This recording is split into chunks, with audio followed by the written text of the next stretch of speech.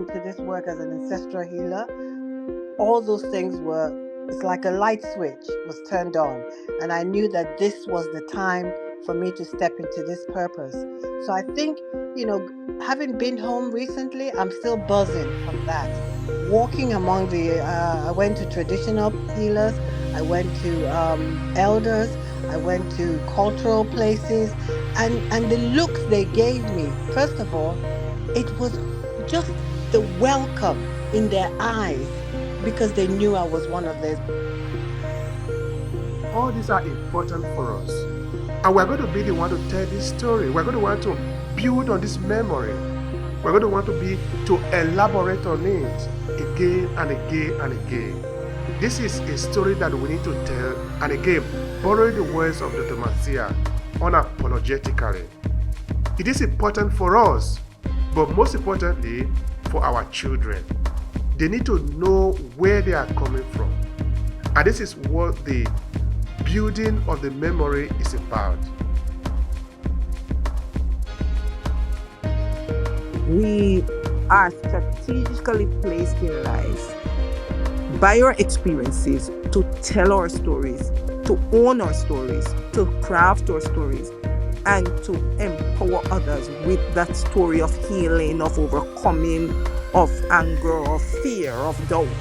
Because when I'm at the end of my story, when I'm standing telling the story, there are the lessons. I am sharing the lessons that belong to me and the lessons that others must derive from that story.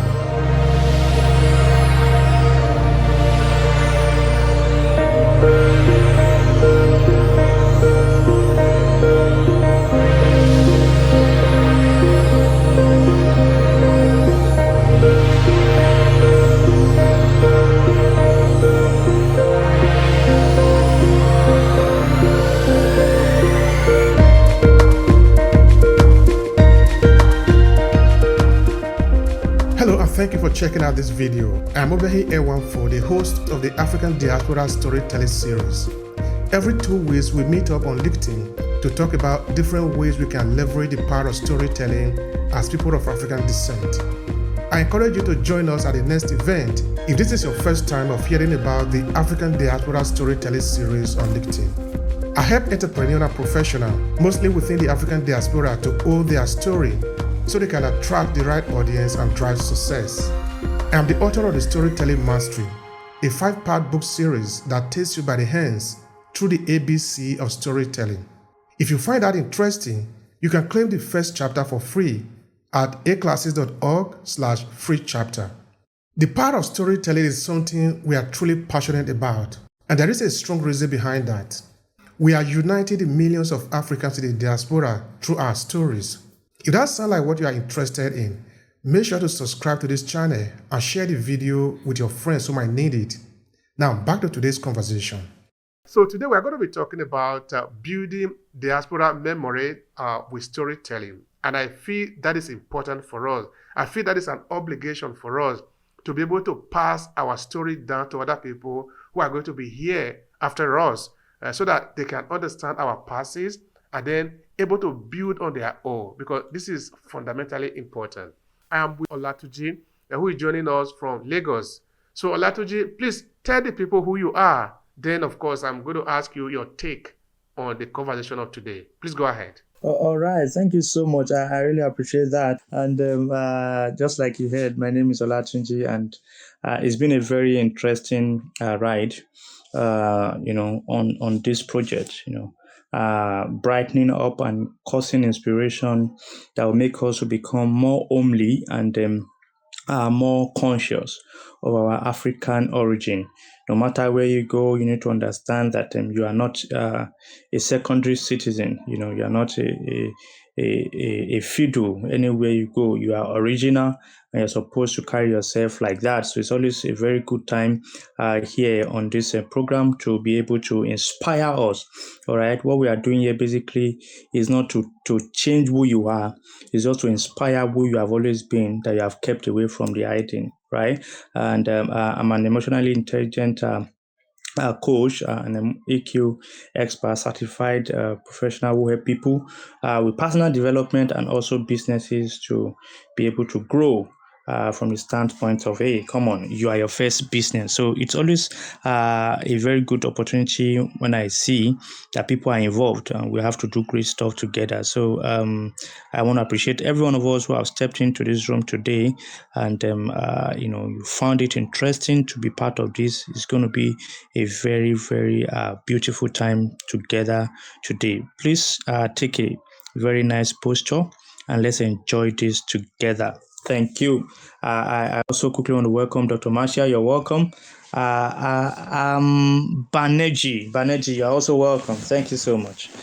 Thank you so much for that, Olatunji. I appreciate that. And of course, I appreciate Dr. Marcia. Dr. Marcia, you are super. I am very happy to have you here. Who have listened to you and have not been moved by your story? In fact, recently, I just published a video extract from the presentation of my brother's book, the biography of my brother. And I was listening to it today, Dr. Marcia. You don't know how much I appreciate your participation. Thank you so much for that. I really appreciate that. Thank you. And of course, Anjo Benanji, thank you for joining us. I will pass the mic to you after a while. Just be patient with us, okay? I appreciate your presence. Dr. Marcia, please go ahead and tell the people who you are. Good morning, everyone. Good night, good evening, good day. It depends on where you are in the world. I am a humble servant leader who is international certified by credentials and also by experience and training to take top career professionals who are Christians into overcoming their unique challenges of leadership. I am also a certified life coach, emotional coach, Christian leadership coach, and also an emotionally intelligent coach. I am an author of stories, and also I have just released a book that is called A Leader Like You, that is on the market, that helps leaders to navigate the challenges, the pains, and those issues that are not usually brought to the surface as a leader.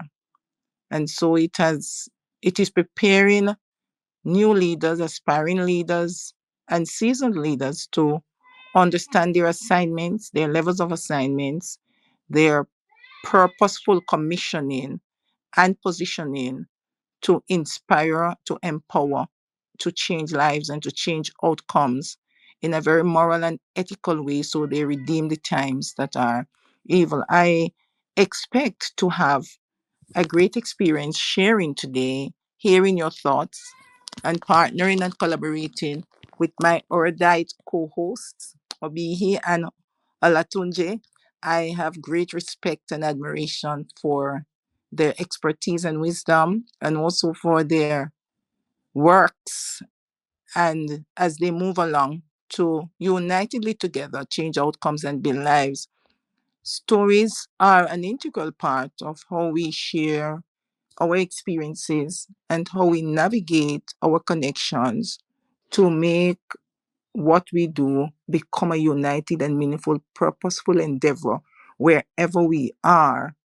And so I love this space because it helps to build the memory and it helps to secure the advances that we need emotionally, mentally, financially, socially, and spiritually to empower us to do more and to represent ourselves unapologetically and presently to those who need us and those who will need them as they pass on these experiences through their interpretations of what they have experienced.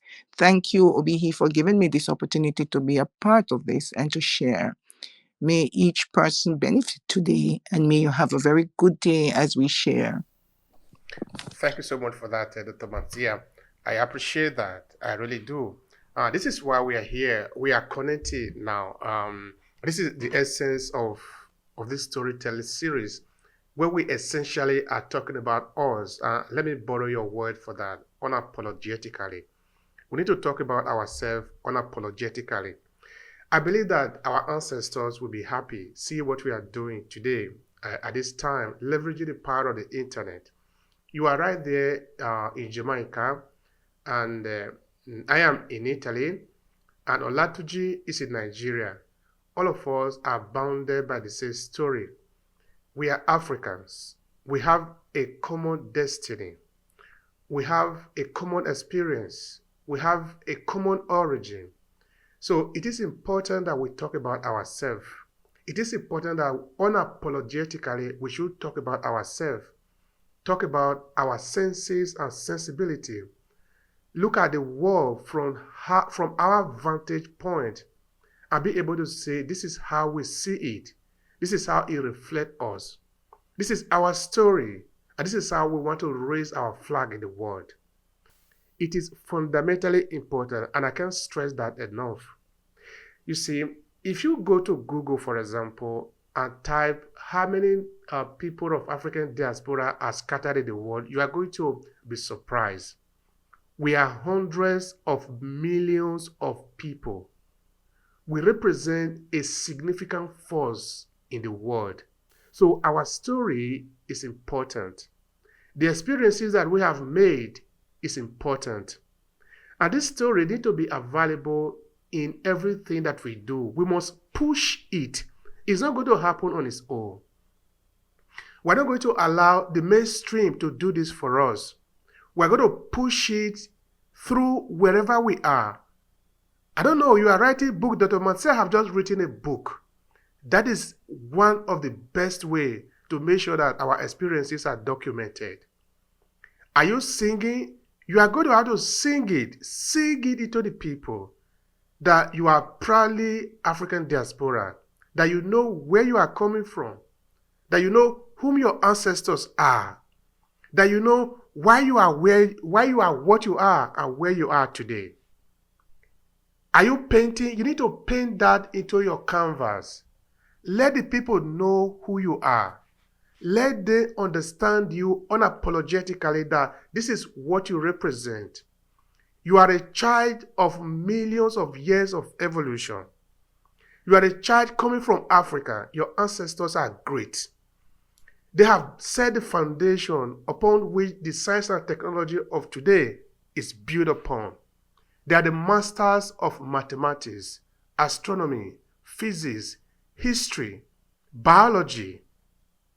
All these are important for us. And we're going to be the one to tell this story. We're going to want to build on this memory. We're going to want to elaborate on it again and again and again. This is a story that we need to tell, and again, borrow the words of Dr. Marcia unapologetically. It is important for us, but most importantly, for our children. They need to know where they are coming from. And this is what the building of the memory is about. So that for us that are here right now, it should be like a kind of an obligation for us to do this.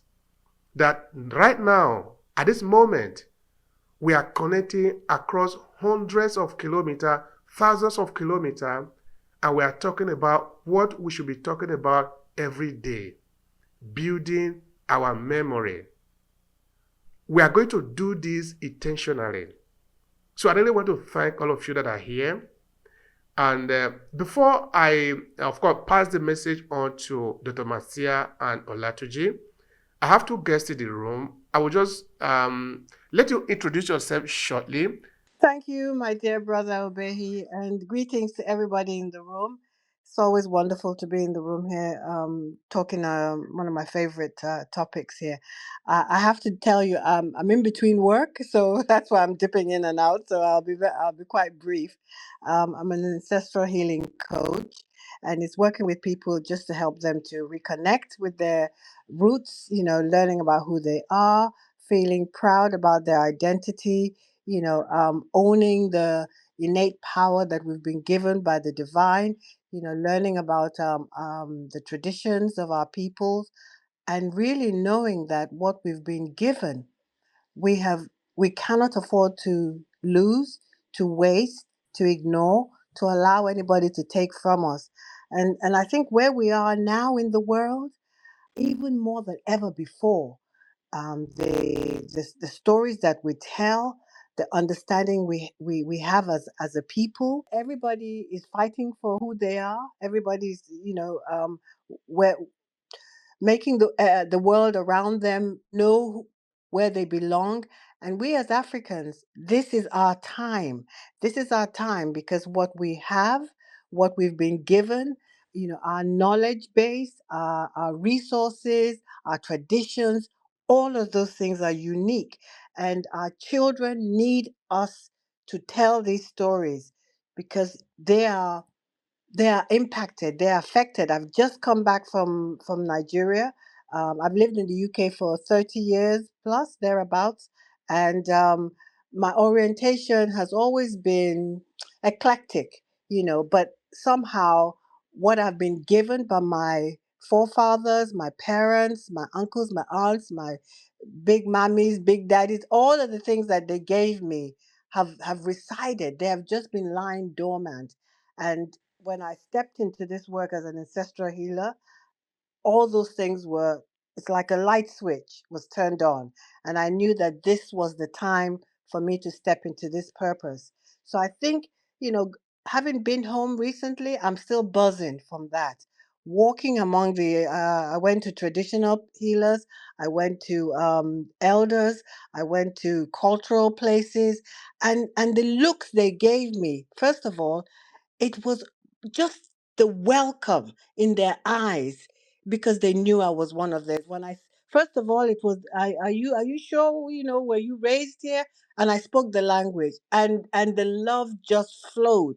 They told me stories. They actually told me to make sure I tell them in Oyinbo land. Oyinbo means white people's land. Tell them who I am and that I belong to them. I think I wept throughout the 2 weeks. I'm still trying to recover from that because that sense of this is my land. I lay on the floor. They had to pick me up. They weren't sure what was going on with me. I just told them I was okay. I was happy. I was happy to be here. And every bit of my soul, my spirit, my blood is tingling because I'm very sure of who I am.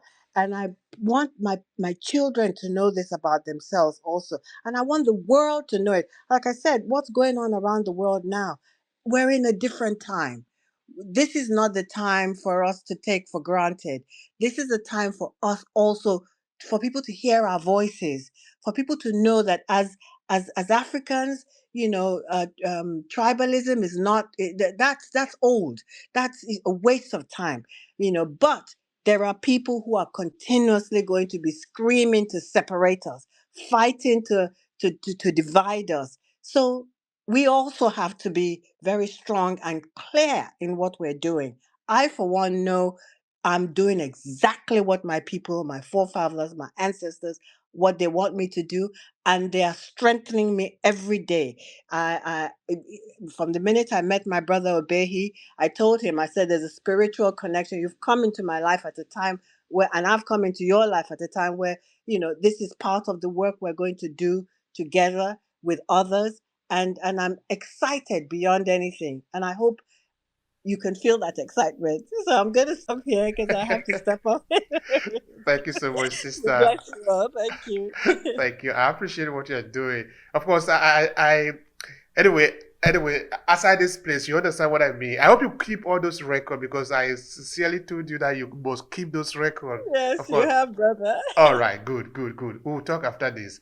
Okay. Now, Gloria is doing a wonderful work. Okay, we are partnered in some area of her work where she does about ancestral healing, helping people to sort of find their root. And this is fundamentally important. Now, I want to also pay attention to this before I pass the mic to Anacosia, that you need to stand on the ground.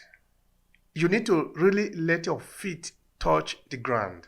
Now, what I really want us to imagine is that somebody, unfortunately, is trying to stand between us and the ground where we are standing. Somebody want to be in the middle. We are not going to allow that to continue because it has continued for a very long time. so that somebody else is telling us who we are, is telling us our story. I don't know if you can feel the sensation when Gloria was saying that, because she went for a trip, an important trip in Nigeria, that she was literally lying on the ground as she repeated the word, that she was fully sure, she's fully sure of who she is. That is fundamentally important. That we could really stand with our feet on the ground, not on top of grammar, on top of the edifices that have been built by other people, and from there we'll be saying, I know about Africa. I am the African. You are the African. You must tell them, this is whom I am. This is my story. It's my heritage. It is not a favor to me. It is not like somebody is going to grant me a favor by allowing me to be an African. No, I am born, I am an African. This is my story. This is my heritage.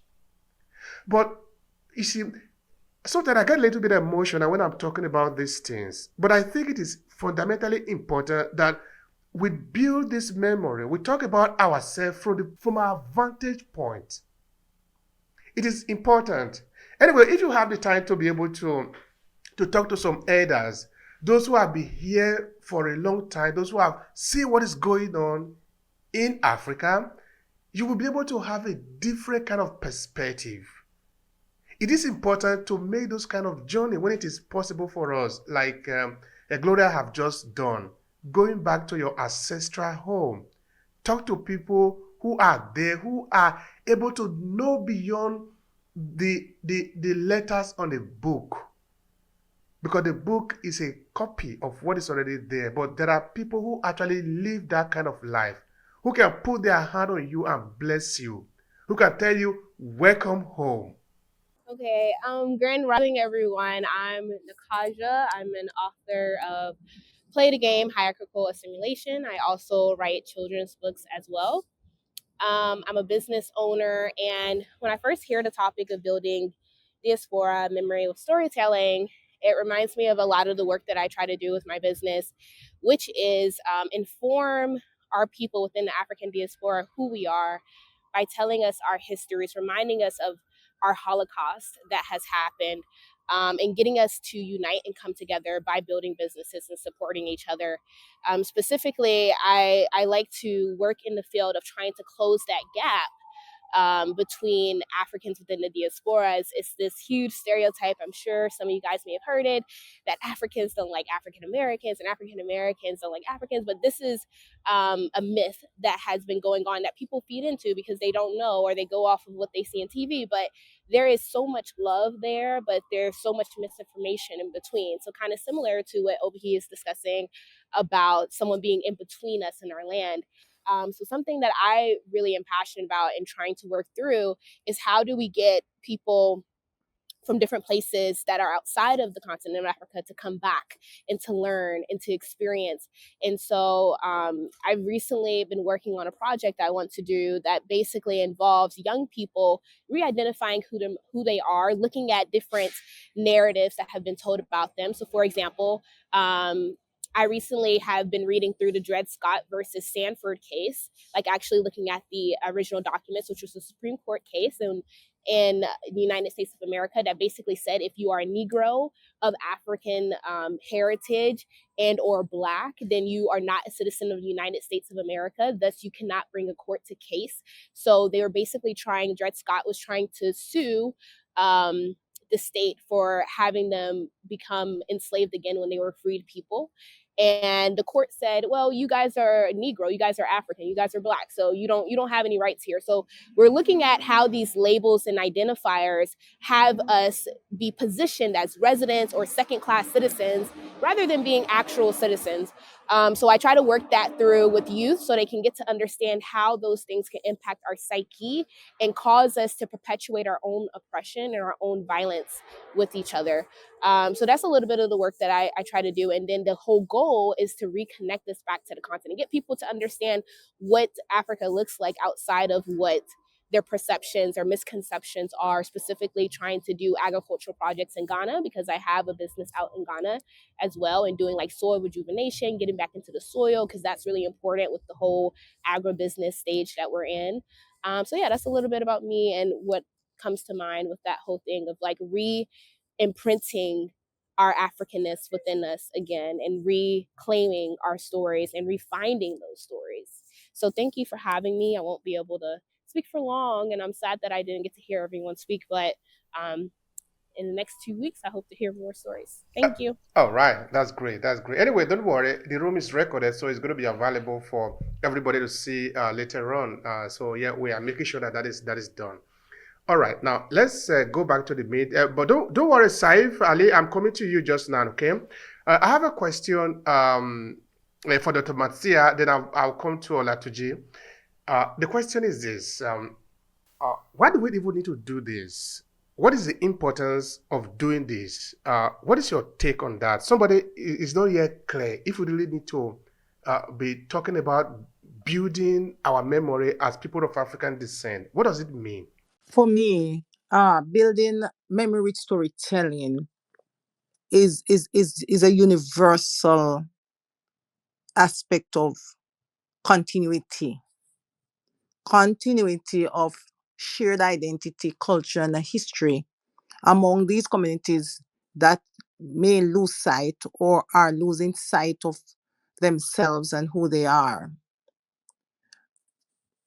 A fundamental aspect of preserving common experiences and building diaspora memory for me is love, self-love.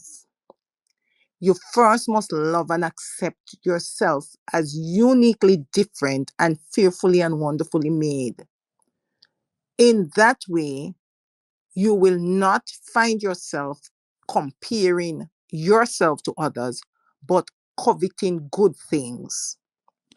What do I mean by coveting good things? Because coveting in itself is a word that has become or ingrained and programmed in us to be a dirty word. But the Bible does say we are to covet good things.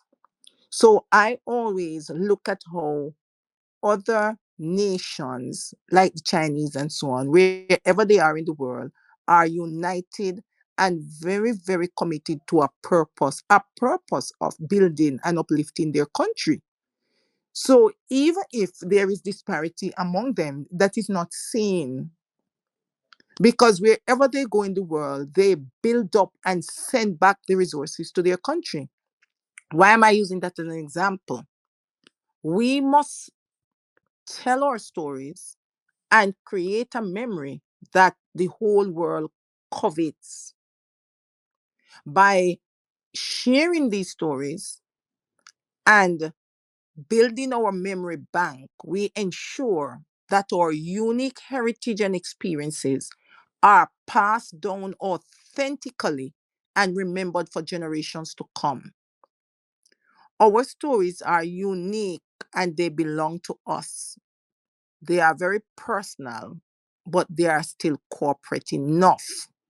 So there is a responsibility, a personal responsibility, and a corporate responsibility to make sure that I fuel my memory with those things that are really honest, empowering, and transforming. Those parts of my culture and my identity and my history that must never be lost, that must be guarded with my life.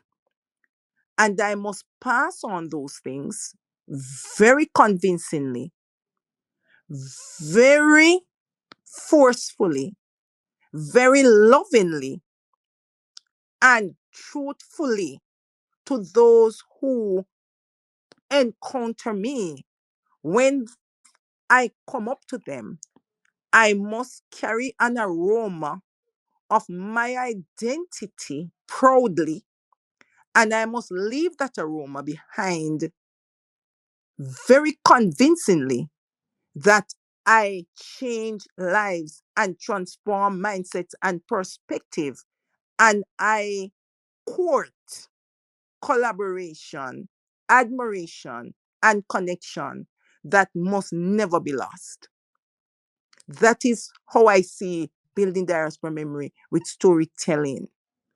We are strategically placed in life by our experiences to tell our stories, to own our stories, to craft our stories, and to empower others with that story of healing, of overcoming, of anger, of fear, of doubt. Because when I'm at the end of my story, when I'm standing telling the story, there are the lessons. I am sharing the lessons that belong to me and the lessons that others must derive from that story. That is the memory that will never be forgotten or lost. Because when I am able to use my story to transform lives and change outcomes, it can never be forgotten. It is a memory that is embedded in those who you have touched, those who you have healed, those who have you empowered, those you have trained, those you have mentored. Thank you so much for that. And that is really very important. I think somewhere it was said that those who know themselves, those who know their history, where they are coming from, they will walk a different light. And I think this is what is important. This is what this is all about. In that we must know our story, because our story gives us power. Our story help us to understand the beauty in the world. Now, when I say story, what I mean by that is that if you lack knowledge of yourself, you are lost. Now, what does it mean lost?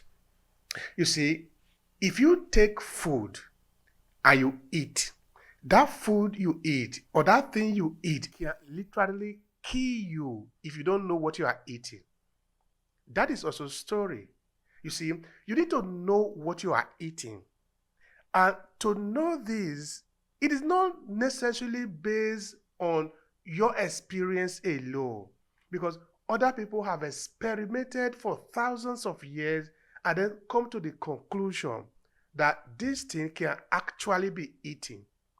But do you know that some of those food that you eat, if you eat some of them raw, you will also die, because some food are very acidic.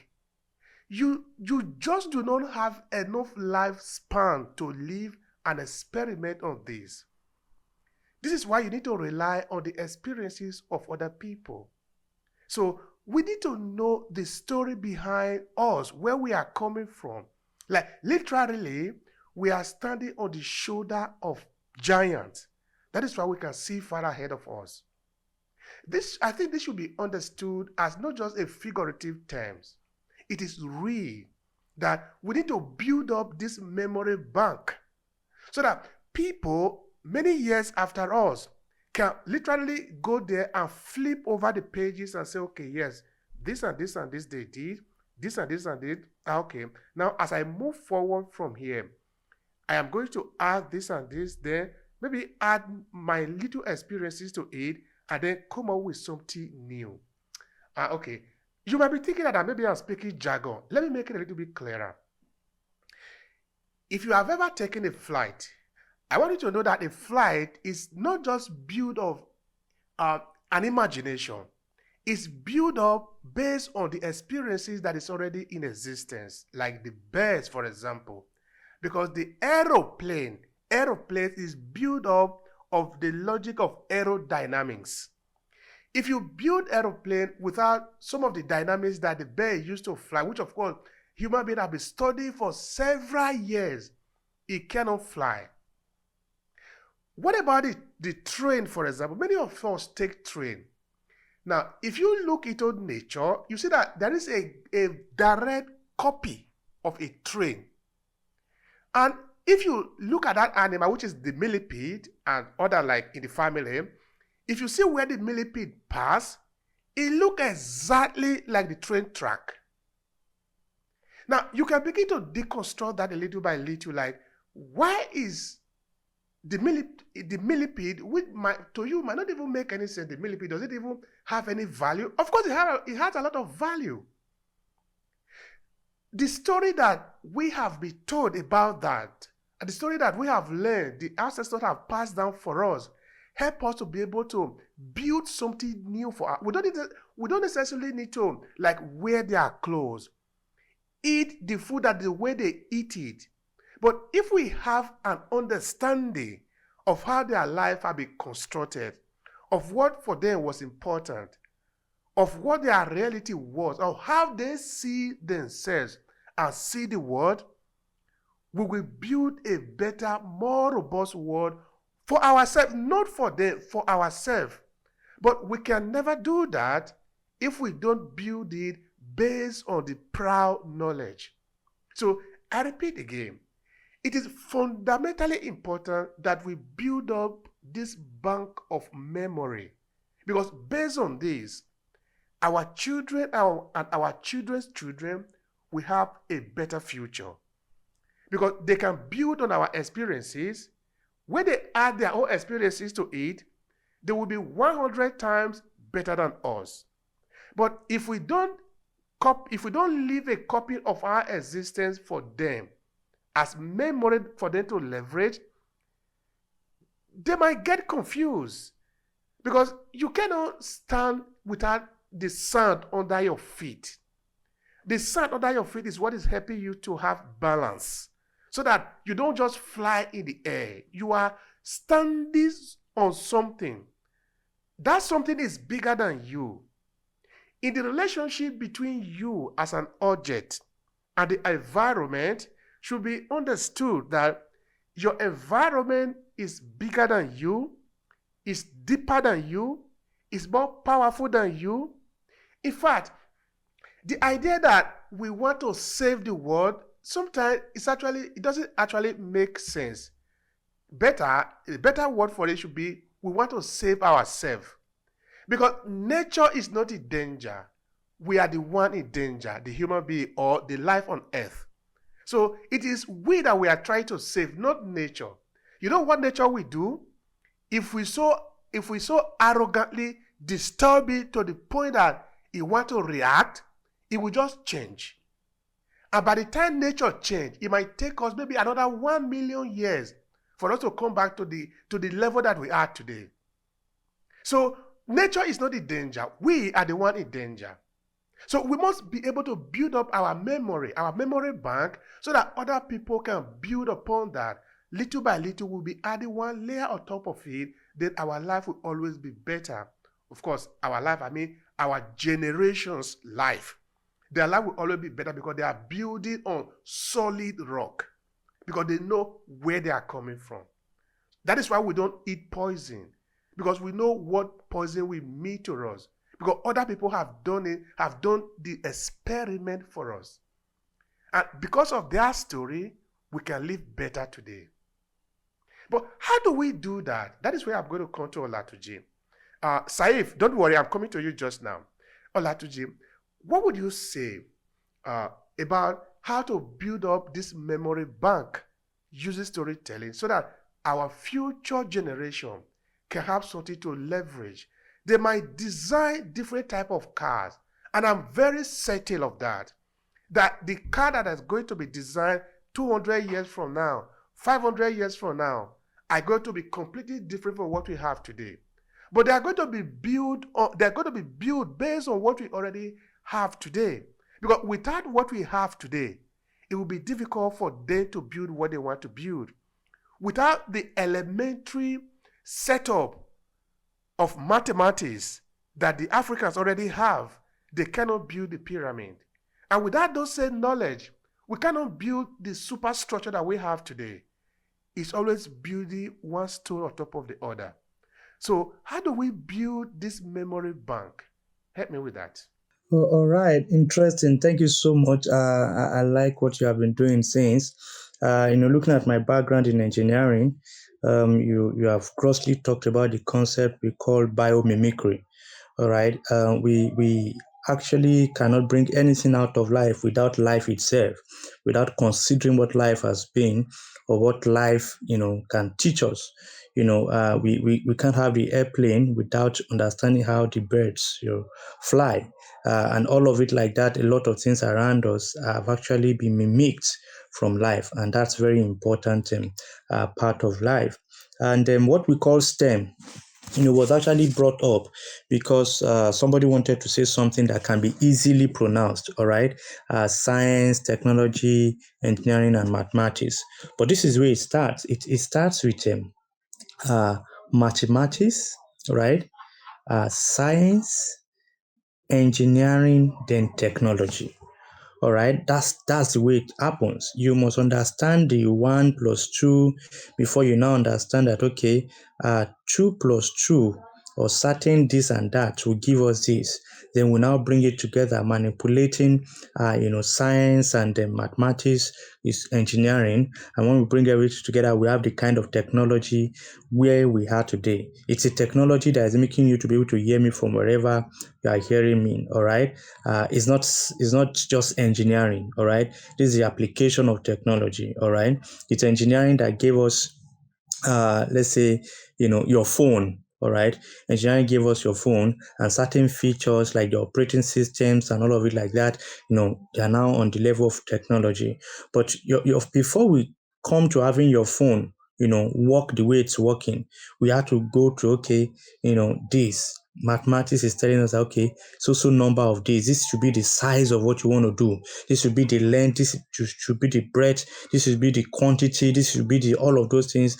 They are very important. Why did I say all of these things? I want to take us from a place that is familiar, because we're in a technology world, to understanding all of these things. And there's an adage in my language, in Yoruba language, that says, I will interpret it literally. I would say it in Yoruba so that you understand, for those who understand Yoruba, that ọmọ tí a ò kọ́ ló máa gbé ilé tá a kọ́ tà.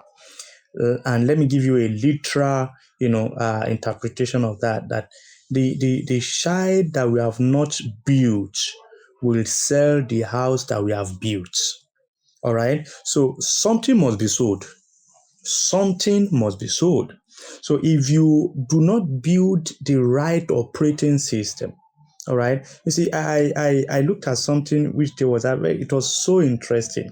My younger brother was showing one of the pictures of his sign out from the university, and I saw the pictures, and I saw his fingers. I saw that his fingers were neatly cut, and I remember those days at home, how our parents would monitor our fingers and make sure that they are neatly cut. And I just began to think about it. How nobody is with this young man in school. How nobody calls him and say, hey, have you cut your nails? All right.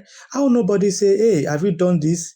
And in that kind of expression where he has all the right to do whatever he wants to do, he was still able to maintain certain values.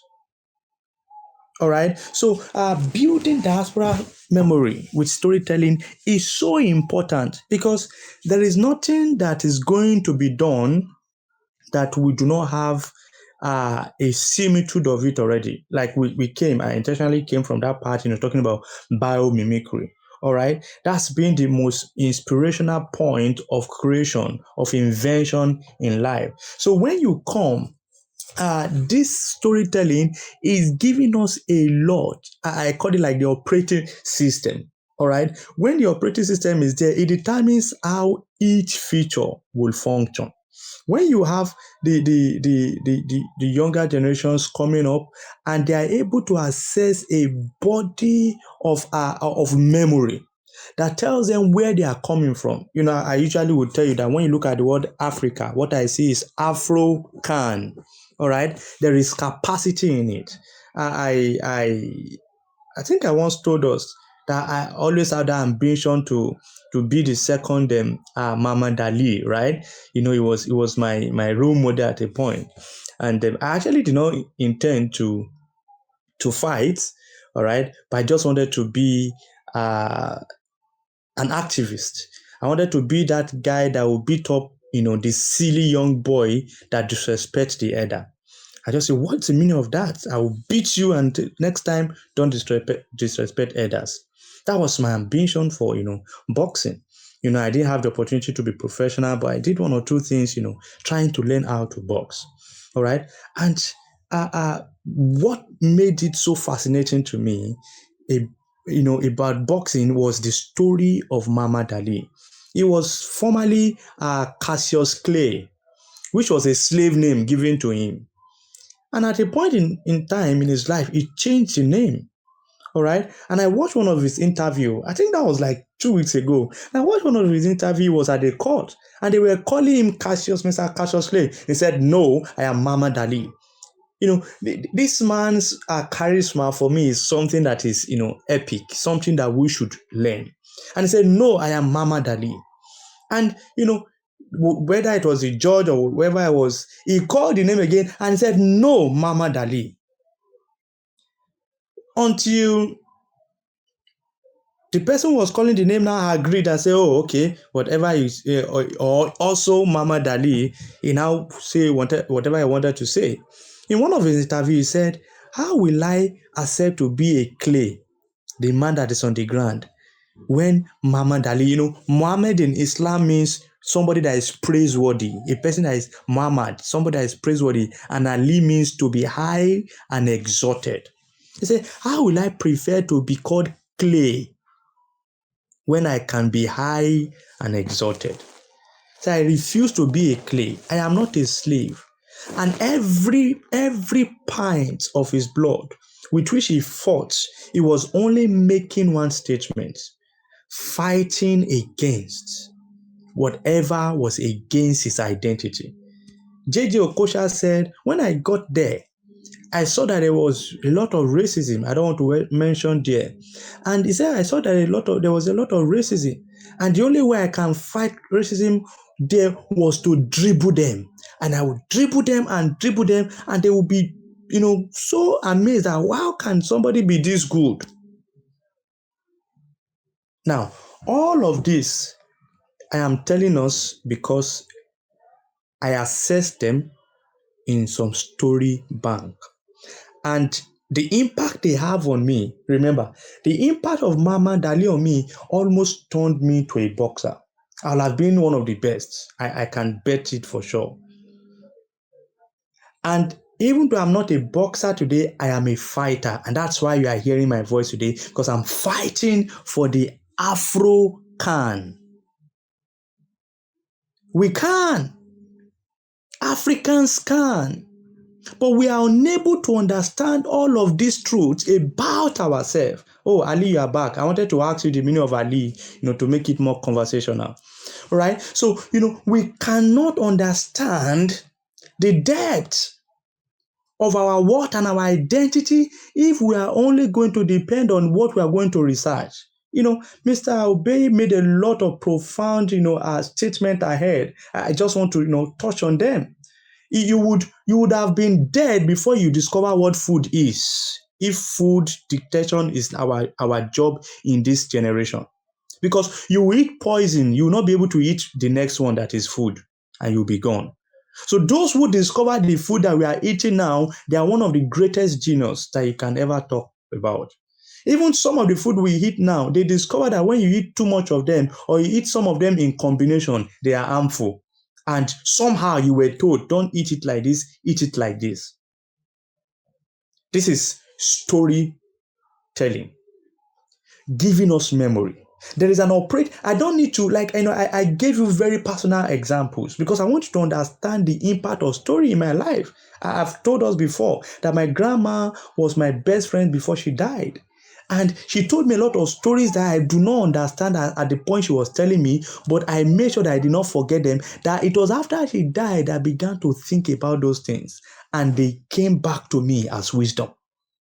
Now, if she had not shared with me, earlier today now, in one of my classes where I teach people emotional intelligence, I had to tell them that my grandma was one of the most emotionally intelligent human beings I ever met. And emotional intelligence now, because the way it seems, I was telling her, it's not because you can read and write. She could not read and write. And I needed to tell them the story. And what was the story? She gave up on learning how to read and write because she was too beautiful that people were fighting over her. Somebody sent to her bushmeat, all right? And they told the person that was to give her the bushmeat, who was supposed to be the tutor, teaching her how to read and write then. The bushmeat was already laced with some love sham, that was the assumption, right? Whereas it was dead medicine. But somehow, our parents lived in a very cultured environment. They don't take gifts anyhow. All right. So she didn't take that gift. But why she did not take the gift, somebody else jumped on it and ate the meat, and the person died. Only to now discover that, oh, it was not actually a love portion that was on the food, it was a poison. And that made her give up totally on wanting to learn how to read and write. But like I said, so I was just trying to drive home a point with my student in class today that, see, you don't need to learn how to read and write for you to be able to exhibit emotional intelligence. And just the same thing I'm bringing to us today, right? You don't need the person that will tell you the story, that we need to be able to preserve and awaken our capacity to be a professor. They don't need to make sense. Come on. They don't need to be, deans. They don't need to be dons of whatever kind of education or academic qualification. Please listen. So this that we are doing today, remember what I said.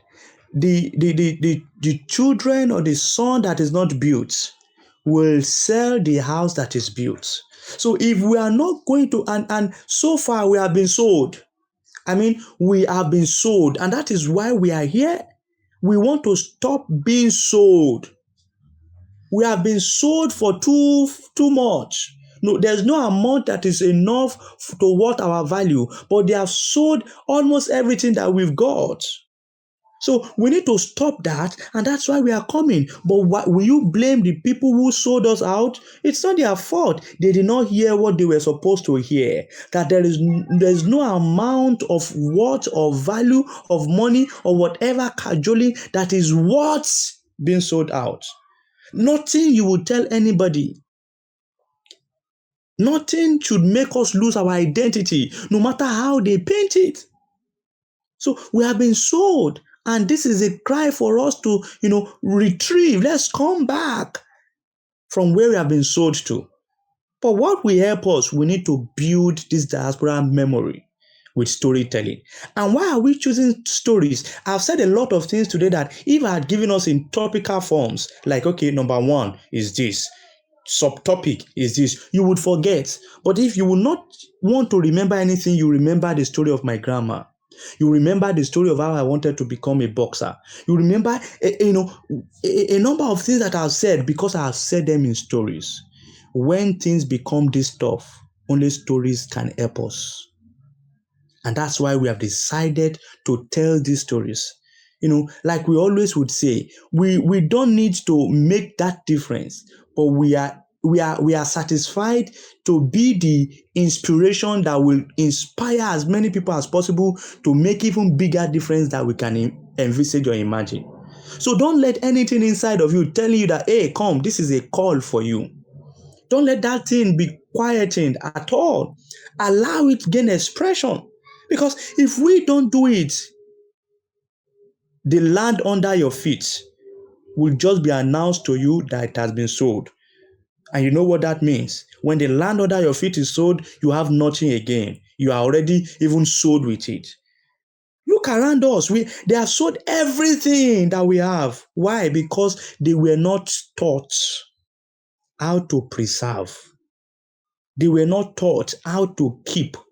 And nobody can keep anything, all right? Nobody can keep anything. I think I've treated it with us before. I invented a concept for explaining emotional intelligence, and that is the finger rule of emotional intelligence, all right? I'm not teaching us emotional intelligence, but I want to quickly bring home something. Look at the finger rule of emotional intelligence. You see your thumb.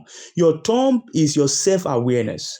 Your forefinger is your self-management. The middle finger is your self-motivation. The ring finger is your empathy, and the baby finger is your social skill. I will not talk about all of these things, but I quickly want to talk about self-awareness, all right? Because of a point I want to drive home as I begin to round off. You see, the self-awareness, that is your thumb. If you have the opportunity to sever your thumb from your hand, you will understand what I mean, that without your thumb, you cannot have a grip of anything. Have you seen a leper before?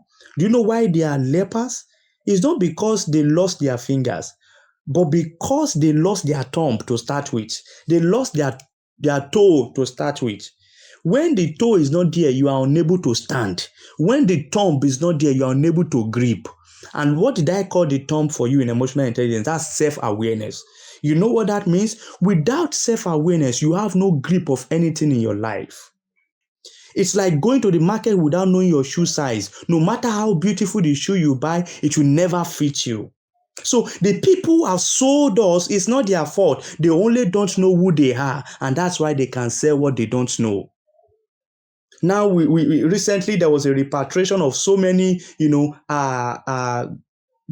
golden, many golden stuff they sold in form of idols.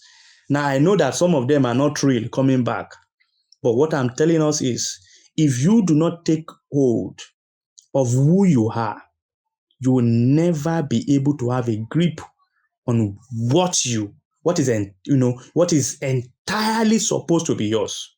You will give it out. So this is helping us to bring back those things that we have lost, and not just to bring back those things we have lost, to also build an operating system in the mind of as many as possible that will come in contact with this, to know how to retain afterwards. It's not sufficient to bring back, but can they retain? But when they hear that, no, these guys came to take these things from us, then we will know that if we can have it in the first place, that means we are capable of using it to the best and to the highest possible means of value that they can give to us. So because they have come to steal them from us does not make them the owner. All right? But because we do not understand the things we need to know about these things, they stole them from us. But now we are awake. We are waking up, and we are going to take those things, we bring them back. And what is the thing starting from? Is starting from our self-awareness, knowing that we can. We are not impossible people. We are Africans, and Afro can, even though they told, a lot of body of knowledge that have accessed, hey, Africa was not actually the name, whatever it is, I see power in it. I will not fight what I have now because of what I don't have yet. Use what you have now as a strength to get what you have. And this is very important. All that we have now is sufficient. The ground you are standing on is what you need in the first place to be able to reclaim the ground that you lost. You see Africa, I see Afro can. We can, and we will get all that we need to get. Let's go back and retrieve our tomb. Who are you? You can. You are not, impossible. You are not somebody that cannot do something without somebody giving an approval. Come on. You see the thumb, give yourself the thumb up, self-awareness. All right. Thank you so much, Olatuji. That is a full lecture. I really appreciate that. I really do. Thank you so much. I can see a lot of value there. I really, really do appreciate it. Thank you. There is a lot of things that actually are noted when you were talking. They were really quite valuable. And I want to just touch one on them, then I can pass the mic to Salif. And I think that should be a quote somewhere. I should just keep it somewhere as a quote, that if you refuse to build the child, that child that you didn't build is going to sell the house that you have built. What I take away from that looked to me like a responsibility. And it looked to me like what we are doing here. And it looked to me like how our society is structured. This is also reflected in another thing that you said, that at the point when you were seeing Muhammad Ali inspiring you to become a boxer, is because you wanted to be a kind of a social police, as it were, in that you wanted to beat people that were disrespecting the elders, so that people that were breaking the societal norm, you wanted there to be a kind of a harmony in the society. Because if you don't do that, if you don't keep on building, society will be destroyed. Now, in my place, in my language, there is an adage that is said like this. Let me say it, then I will probably interpret it in English. In this, it is said like this. Ohiri abayo idaria, evo no yeva jodaria. That would mean that the person who have a bad intention will always want to exhibit his bad intention. It is natural for him or her to be bad. But why that individual is not always bad or not able to exhibit his bad attitude is because of the people he or she is living with. Because they are not going to allow him or her to do that. It is not that the person doesn't want to do bad, but the community, the society will not allow you to do it. Why? Olachuji says something important there. If you refuse to build the child, that child that you refuse to build will destroy the house that you have built. That should be a quote somewhere. That is powerful. In that, in this social web where we are, in this society where we are, each of us is a partaker. Each of us is a stakeholder. Each of us is a cardinal point. It literally means hold your ground where you are. Hold your flag where you are. Don't only complain about other people.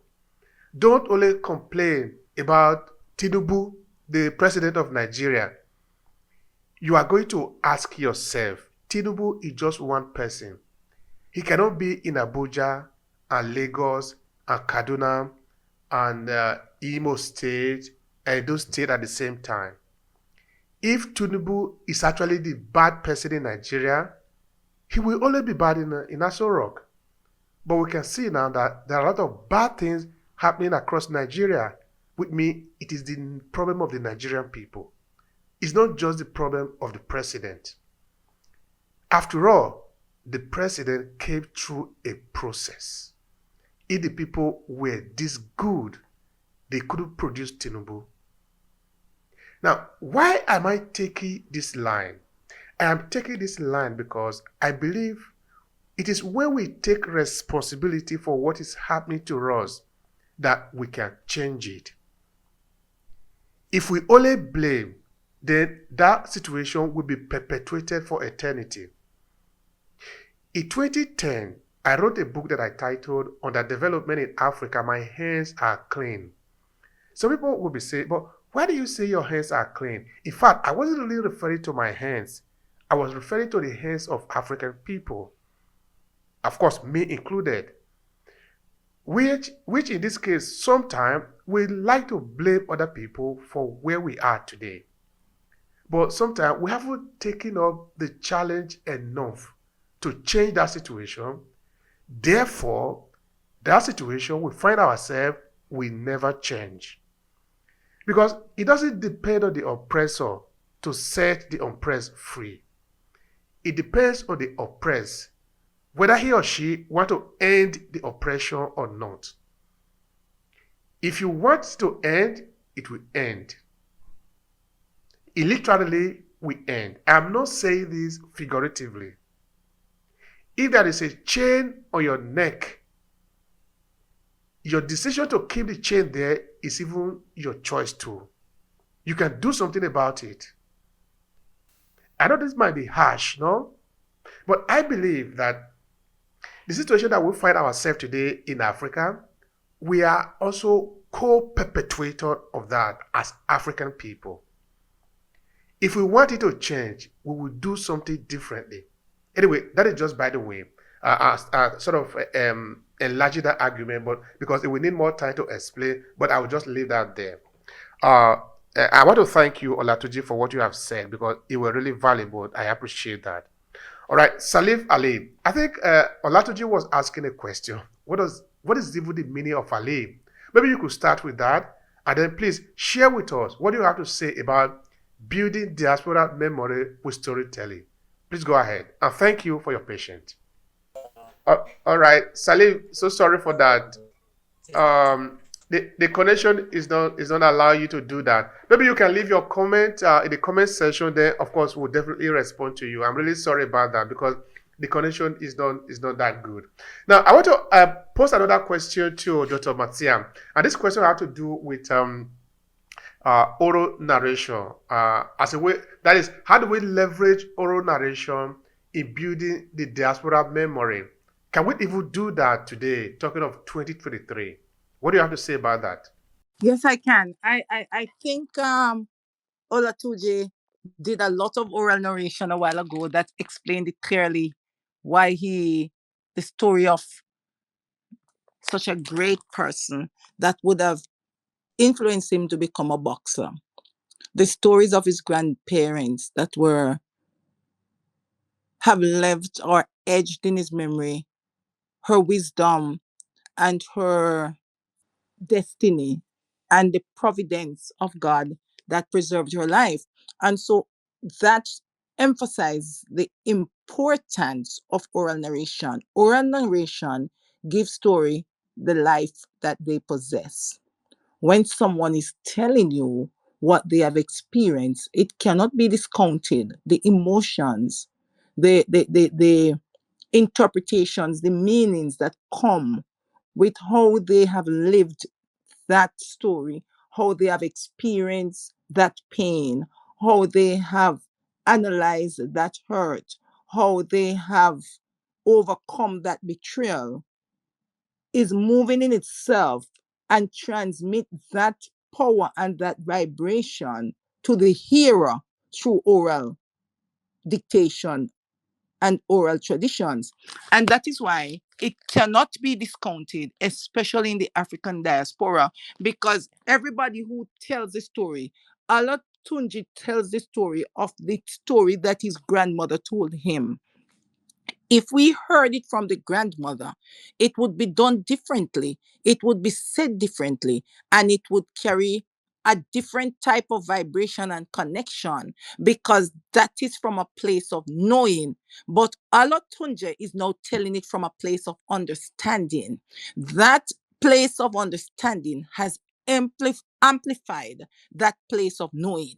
And so when it is moved on, it becomes a place of connecting. So it first started as a place of knowing, then it became a place of understanding that is now told from a new perspective and from also an experience that now is connected to someone else. So it becomes a tool of connecting, and that connecting builds on that story and retains its identity in distant lands and generations that are removed from the homeland. So Alotunji's children may never meet his grandmother. They will not.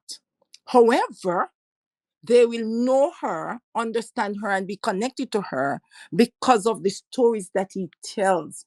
So oral tradition must be organized in such a way to become a common part of storytelling, a collective preservation of the memory of our identity and the overcoming and preservation of the culture and of the identity.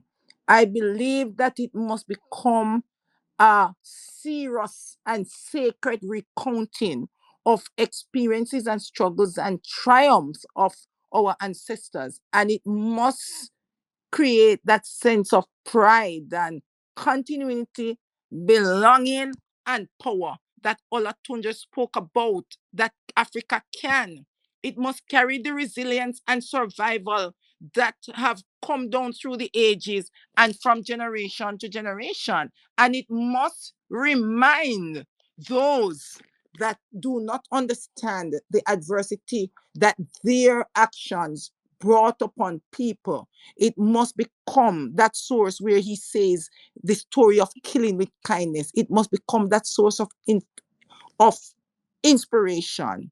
And it must become an igniter of shame, a shame that is so present that it ignites lasting change And it also serves that generation and give them this sense, this obligation, this responsibility to correct wrongs and to settle the scores and to give back people their attachment and their place of origin that they have been emotionally or mentally separated from.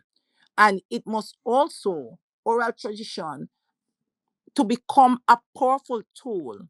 And I'm still going with Alotunji as he told the story to his people, must become a tool of education and awareness. It must not become a tool of vindication and a tool of vengeance or revenge. It must become a tool of education and awareness so that we can heal ourselves and we can know that, how should I put it now? But they cannot kill us. They must know that we are here to stay. They cannot kill us. They cannot change us. They cannot separate us from ourselves, from our power, from our rights, from our global understanding and adaptation and evolution of our core identity. Because as we incorporate our experiences, the experiences that we have been taught, the experiences that we hear, the perspective, the narratives into a comprehensive whole of who we really are and what we can become. It bridges a gap between the past and the present and the future, because the past shows us that we are overcomers. The present shows us that we are still here, standing as conquerors, and the future beckons to us that we are change agents. If we get that into our oral narrative, then we can never be defeated in our minds, in our spirit, and physically, we become the force that we were created and born, assigned and commissioned purposefully and intentionally to fulfill. I'm very passionate about it because I feel that our identities is not so much written. They are preserved when they are written, but they are part of us, our spirit, our DNA, our being, our existing.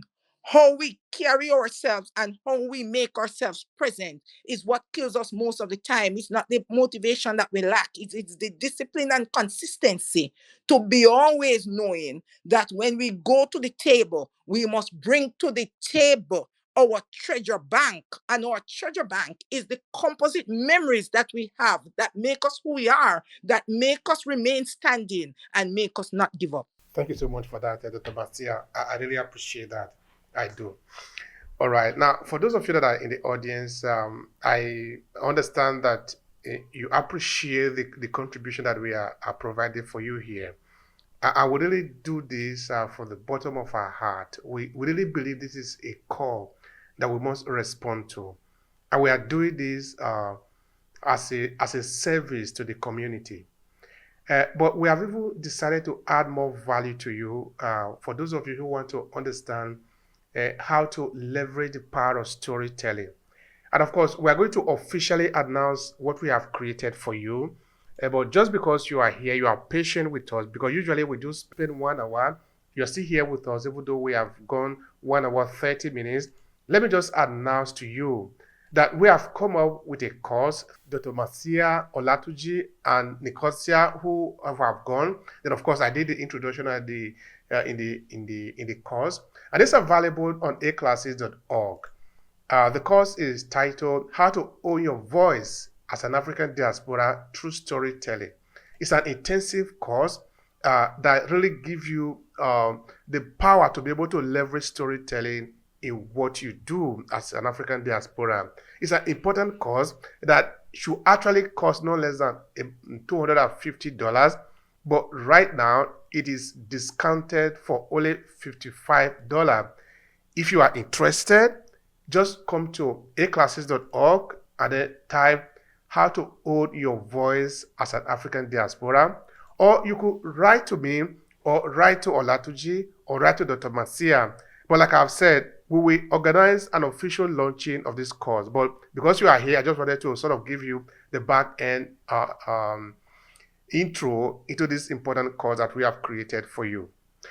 All right, so yeah, I want to thank all of you again for being here. We have spent the time that we needed to spend, and sometimes even more, because we are passionate about it. You can see how motivated we are about this storytelling, because we believe it really can do a lot for us. All right, so as a conclusion, I don't know, what would you say, Olatuji, to conclude the conversation that we have had today on building diaspora memory with storytelling? Please go ahead briefly to conclude. All right. I want to appreciate everybody who has, taken time to be with us. Even till now, we do not take for granted your time and the passion. Something I know critically is that there is that awakening that is happening. All right. There is that recognition. All right. When you look at the word recognition, there's, reconnecting to your ignition. That's where I see recognition. Don't mind me. I'm a spiritual entomologist. I take words seriously and I open them up to make a lot of sense. So are you seeing the word reconnecting with your ignition in recognition? So we have a lot of recognition happening now, reconnecting you back to that thing that makes you to kick, reconnecting you back to your origin, all right, making you, get back to that place of your power and that place of your strength. So, there's that adage in Yoruba that also says that, it's like, the culture, all right, that is not taught to the children will die. Whatever it is you keep away from the younger ones will never see the light of tomorrow. So it's an opportunity for us to understand that this is, one of the very many things that we can do, all right, to preserve our culture. Before now, we do not have that enablement. We do not have as much as possible the advantage we have today to be able to preserve all of these things. But seriously, we have more than enough today. You are hearing it now in audio form. It can be recorded. You can have it in video. You can have it in books. We can continually have it in conversations like this that can, make a lot of things to happen. All right. So this is a call to every one of us to make sure now. And Dr. Marcia, made a very emphatic point the other time. We It's not a revenge, all right. No, all of these things are actually to awaken you, all right. And I would like to mention this, all right. There was a time like that. I invited a very high profile CEO in Africa for a program, and he turned down my invitation, all right, for that program. And that was in 2020, all right. And at the wake of 2021, I found myself on the list of 21 people who shaped LinkedIn in 2021, you know, and I found myself on that 21 list with him. So it became very, how will I say it now? You understand the emotion there. Now, I did not see it as a revenge. I saw it as an opportunity. And you know what? I was able to approach him even afterwards, and we had good conversation. But at this time, I understand that he now sees that, oh, this guy that invited me and I turned down his invitation for whatever reason, best known to him, oh, he's not just any kind of guy. Oh, if he could be on this same list with myself, it means that, oh, this guy has got something. All right. So it's not a call for revenge. It's not a call for a war. It's not a call for battle. All right. It's just for you to know that wherever they are, we can be there. So it's not that, hey, we are on the other side of of the response. No, we can also initiate the action of greatness. All right, it's not meant for one person. It's not meant for some people. Whatever battering that has happened to our identity so far, it's no longer an excuse. All right, it's now a choice that we have now decided to wear our chains as Cubans. All right, it's not a choice. All right, we need to understand that. So we need to be able to come out of this shell and give no excuse. The excuses we still give today are so sickening and sour in the mouth. Something that happened hundreds of years ago, you are still giving an excuse for. No, it doesn't make any sense. So we need to understand clearly that we are responsible.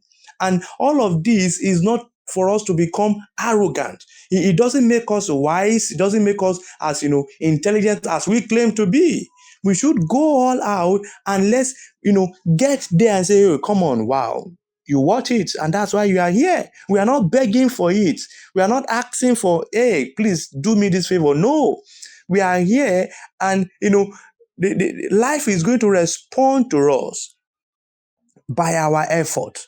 And life is saying that, guy, you too can do it. I just need you to do this. I just need you to do that. And you are doing it. And definitely, I'm not going, as we are creating this and making, all of this to become very important, we should be careful that we do not pass or build this building with hatred in any form of it.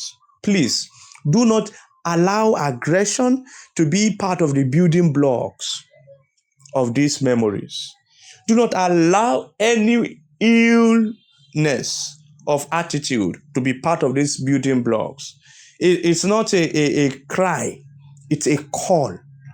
We are not to be pitied, all right? We are not to be pitied. We are what to be at the top, and that's what we are doing. We are only trying to make sure that we are growing the tree from the roots by going back to the root to check the things that are right, the things that are not right, and putting them in check so that we can reach the roof. So let's take the move. Let's make the move. And please remember, we can take out a strong man, but we cannot take out a strong people. None of us is more than all of us. Don't let it be that we are the ones stopping each other. That has been our nature. That has been their strength. That, oh, just leave them. The crabs in the bucket will not allow other crabs to get out. Just leave them. Don't cover it. The other crab will not allow the next crab to get out. Let us vindicate ourselves from that. Let us get out of that, wrong control, structures, and do the things that will make us to be liberated. Rua and Sua. That's our call. Thank you. Thank you so much for that. That message must go home. Let's be the one to set ourselves free from the shackles that we might find ourselves in, because this salvation is not going to come from any other place. If we refuse to save ourselves, we will remain where we are. Thank you so much for that. All right, Dr. Marcia, what would be your final thought here? Please go ahead. I almost don't want to speak after Alatunja because I just don't want to lose the essence of what he's saying. Because the fact of the matter is, divided you stand, but united you stand, but divided you fall. And so it must not be, and I am agreeing with him, that we turn on ourselves in an effort to take up a false loyalty or to promote a false self. We must water the roots by through storytelling. We must build the memory, because it is building the memory that becomes our treasure house and that makes us a fortitude in ourselves wherever we are. It is the memory and the stories that frame us. Every one of us starts somewhere. Where we are now and who we will become, we are now becoming. Our stories are our cloak of protection. Our stories are our illumination. They are our light, a light that opens up to ourselves and opens the path for other persons to. We must carry ourselves with pride. We must always have our heads lifted. We must be very firm and resolute and unapologetic in who we are, but we must lovingly confront those who do not understand where we are and where our place is in the world. When we are able to lovingly accept their distortions and lovingly confront their misunderstandings, then we will show them the way because the way is in us. Our way is unique to us. Our path belongs to us, and nobody can light that path except us. We must be determined to light the path, and it is our stories and the memories that we hold dear and sacred that become the light bearers. Thank everyone. I appreciate this contribution, especially also the conclusion from Olatuji and Dr. Marcia. Thank you both for your sharing here and for your contribution to this conversation that we are having here about storytelling. And of course, today we talk about building diaspora memory with storytelling, and this is something that is highly valuable for us as members of the African diaspora, but also for Africans that are in Africa. This is fundamentally important, and we are seeing it as a responsibility that is upon us as a call that we must respond to, as a water as it is that we have to drink to be able to prepare for a better future. And of course, that future, we are not going to be there because nobody have the time to be able to live for another 500 years. But we are sure, we are certain that our name will be there because we are planting it today. And this is what the storytelling is. If we can stay here talking about other people that have been here several hundreds of years ago, it means that also us, people will talk about us when our flesh have decayed. But it's all about the memory. It is believed also somehow in Africa that we don't die, we only live in memory, and that is essentially what it means. Because if we are able to have a good influence on people, if we are able to plant good seed that will germinate, then we have more chances of being in the memory of the people. And as long as our people never die, we too never die. But we need to build that memory because it's only in memory that we exist. Other than that, we just blink our eyes and we disappear to come back no more. So thank all of you for the time. Thank for the sharing. It has been a pleasure on my part. And again, we are here every 14 days. So in 14 days' time, we'll be here again to take on another argument on diaspora storytelling. Please come around because we are really here on purpose and we will be here for you. So thank you so much. And do have a wonderful time at the count of 3.